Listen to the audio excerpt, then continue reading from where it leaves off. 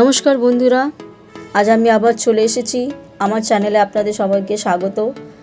এবং আপনারা দেখতেই পাচ্ছেন একটা ডিমের রেসিপি করেছি, যার নাম হলো ডিমের ভুনা, যেটা আমি বাড়িতে প্রায় করে থাকি। চলুন বেশি কথা না বাড়ি রেসিপিটা শুরু করা যাক। ডিমটাকে আমি আগের থেকে সেদ্ধ করে রেখেছিলাম, সেটাকে তেলের মধ্যে একটু চিড় দিয়ে নুন হলুদ দিয়ে ভেজে তুলে নিয়েছি।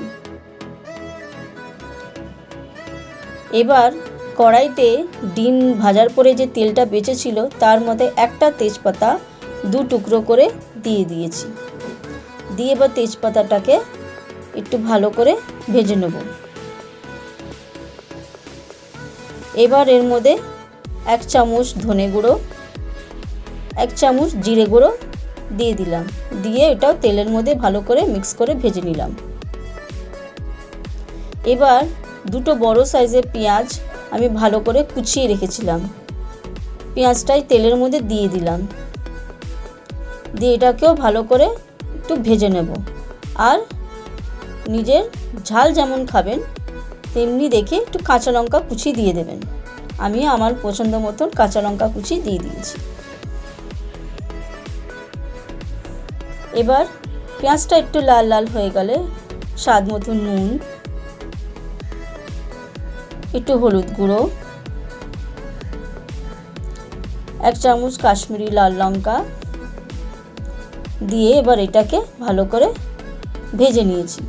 একটু লাল লাল করে আমি ভেজে নেব এটাকে।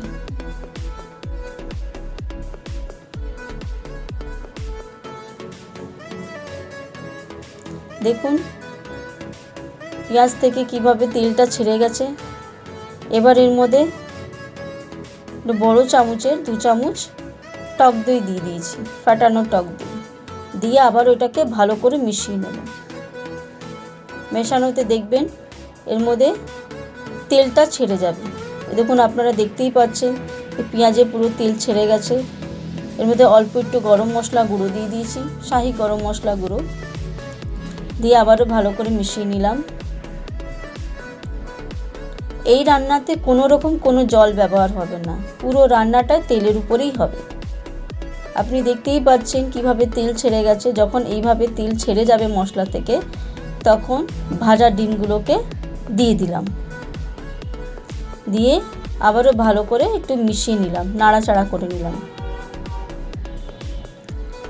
আর উপর থেকে 1 চামচের মতো অল্প একটু ঘি ছড়িয়ে দিলাম। ঘি ছড়িয়ে দিয়ে আবার একটু নাড়াচাড়া করে নিয়েছি। আপনারা দেখতেই পাচ্ছেন কি একটু আমি জল ব্যবহার করিনি। আর পুরো রান্নাটা ওইটুকুই তেলের মধ্যেই হয়েছে। ডিমটাও ভাজা হয়েছে এবং পুরো মশলাটাও ভাজা হয়েছে। আর উপর থেকে আমি একটু কসুরি মেথি ক্রাশ করে দিয়ে দিয়েছি। আপনারা চাইলে ধনেপাতাও দিয়ে দিতে পারেন। এবার আমার রেসিপি রেডি। আমি একটা পাত্রে নামিয়ে নিয়েছি, আপনাদেরকে দেখালাম। আপনাদের পছন্দ হলে অবশ্যই আমাকে জানাবেন। আজ এই অবধি, বাই।